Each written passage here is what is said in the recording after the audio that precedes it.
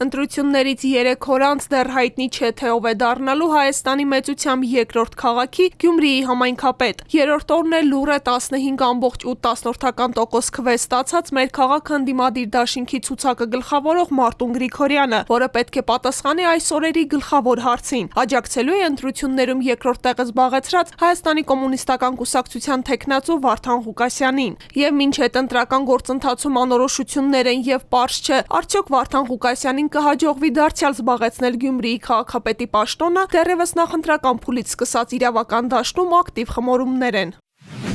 Նախընտրական քարոզչության 14 օրերի ընթացքում ամենաաղմկահարույցը վերջին օրերն էին, երբ իրավապահները հայտարարեցին Գյումրիի մի քանի ընդդիմադիր թեկնածուների ու նրանց քաղաքական ուժերին վերաբերող իրավական գործընթացների մասին։ Ֆակտոր TV-ի հարցմանն ի պատասխան 3 հայտնի դարձավ, որ Վարդան Ղուկասյանին վերագրվող հայհոյախառն ձայնագրության առնչությամբ քրեական վարույթ է նախաձեռնվել։ Վարդան Ղուկասյանին վերագրվող ձայնագրության առնչությամբ նախաձեռնվել է քրեական վարույթ Քրեական օրենսգրքի 236-րդ հոդվածի երկրորդ մասի հատկանիշներով։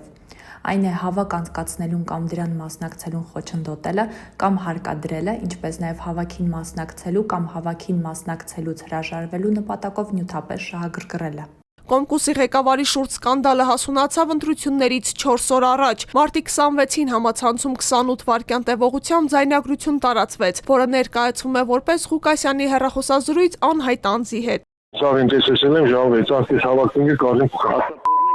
Սաղ ինքն է ձեզի տվել։ Ինյակ սաղ Մինչև իմստանել Պրոբլեմ, մեկ է, ես հանսին, բայց հետո նոր պրոբլեմ կունենա, կետի հանդարտագի դուք ձերը չպահեցիք։ Ֆակտոր TV-ի հետ հեռախոսազրույցի ընթացքում Ղուկասյանը սկզբում փորձել էր հերքել, թե ինքն է խոսում, նշելով ձայնագրությունը արհեստական բանականության կողմից է սարքված, սակայն ավելի ուշ թեկնածուն անուղղակի հաստատել էր։ Գլխավոր դատախազությունը սկզբում ուսումնասիրում էր ձայնագրության վերաբերյալ հրապարակումները, ինչից հետո անկախ դիտորդական առաքելություններ իր հերթին հանցագործության մասին հաղորդում էր ներկայացրել։ Սա միակ դեպքը չէ, որ Ղուկասյանը հայտնվում է իրավապահների ուշադրության կենտրոնում։ Դեռևս 2022 թվականի դեկտեմբերին Գյումրիի նախկին ղեկավարին մեղադրանք առաջադրվեց փողերի լվացման եւ մշակույթի անշարժ հուշարձանը վնասելու մեջ, ինչին նախօրեին անդրադարձավ Ղուկասյանը։ Մինչև հողհատկացում անելը, ուրեմն այդ բոլոր մասնակիցները ներկայացնում են քաղաքապետին եւ նախագիծ են կազմում, որ սա այս հողը պետք է օտարվի։ Եվ քաղաքի հատակագիծը գտնվում է միտեղ, քաղաքի քաղաքաշինության եւ ճարտարապետական բաժնում, որտեղ այդ մասնակիցները կազմել են ու ներկայացրել են։ Ընդդուպ օրենքի մեջ արձանագրված է, որ քաղաքապետի որոշումը այդտեղ դեր չունի։ Հասկանալի է, քաղաքապետի որոշումը արդեն այդտեղ դեր չունի, եթե այդ բոլոր մասնակիցները ուրեմն ներկայացրել են նախագիծը կա, ստորագրել են, քաղաքապետը ուղղակի այդտեղ սովորական ինչ-որ մի բան էլի։ Իրավապահները խնդիրներ են տեսնում նաև Ղուկասյանի գույքի օրինականության հարցում։ Գլխավոր դատախազությունն ապօրինի է համարում եւ հակակոռուպցիոն դատարանից պահանջում է Գյումրիի նախկին ղեկավարից եւ նրա հարազատներից բռնագանձել 17 անշարժ գույք, 1 ավտոմեքենա, մոտ 4.5 միլիոն դրամ որպես ապօրինի եկամտի մնացորդ, 218 միլիոն 335 հազար դրամ էլ որպես ապօրինի եկամուտ։ Ընտրություններից 3 օր առաջ ընտրակաշարք տալու, ստանալու եւ ընտրության ժամանակ բարեգործության արգելքը խախտելու արդիվ խոզարկություններ սկսեցին ընդդիմադիր երկու քաղաքական ուժերի՝ Մայր Հայաստան եւ Մեր քաղաքը դաշինքի նախընտրական շտաբներում ու ներկայացուցիչների տներում։ Եղան ձերբակալվածներ։ Հակակոռուպցիոն կոմիտեն նաեւ ձայնագրություններ հրապարակեց։ Ով փող տվավ իրան է կնդրել, այդպես է։ Համի քանին ընտրությունները չի եղել, ամեն ինչով քեզ կոկնեն։ Սոնարը խոսքի նայ կնասի մեծ, հա Հեդեն բերելած է չոգի, կամ այդ մարդուն փողը չտա, այդ փողը տնես չի էբետ։ Քրեական վարույթի շրջանակներում ձերբակալվեցին, ապա ազատ արձակվեցին քաղաքապետի թեկնածու Մարտուն Գրիգորյանի հայրը եւ որդին, ինչը Գրիգորյանը որակեց քաղաքական գործընթաց իր դեմ։ Վերջ այս ամբողջ պատմությունները մնալու է Սարիգի վզով։ Այսքան մարդու բռնել, ձերբակալել, կալանավորել ու որպես իշխանության թեկնածու Սարիգի համար այդքան բանը անում են, բոլորիս ճնշում են, որ Սարիգը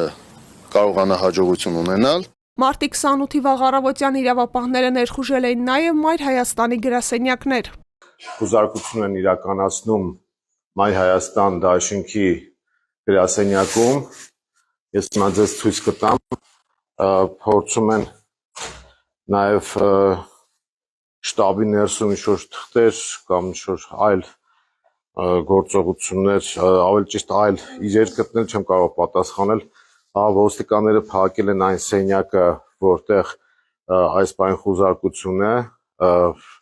կարող եք ասել ինչ գործողություններ են կատարվում ներսում։ Ընտրակաշարք տալու, ստանալու եւ ընտրության ժամանակ բարեգործության արգելքը խախտելու գործով բերման ենթարկվեցին մոտ 2 տասնյակ անձինք, մեղադրանք առաջադրվեց 8-ին, սակայն իրավապահների գործողություններն այսքանով չավարտվեցին։ Արդեն ընտրությունների օրը մարտի 30-ին ընտրակաշարք տալու կասկածանքով մեր քաղաքը Դաշինքի ավականու թեկնածուն եւ մի շարք այլ անձինք ձերբակալվեցին հակակոռուպցիոն կոմիտեի աշխատակիցների կողմից։ Գործը ստացավ տատիկների գործ անունը, քանի որ ձերբակալվածները 70-ն անց էին։ Վերջին օրերին քննվում է նրանց վերաբերյալ խափանման միջոցի հարցը։ Ընտրություններից մի քանի օր առաջ իրավապահների այսպիսի գործողություններն արդյոք քաղաքական հետապնդում կարելի է որակել։ Խնդրահարույց է, որ քրեական գործերը հարուցվում են հենց ընտրության պահին։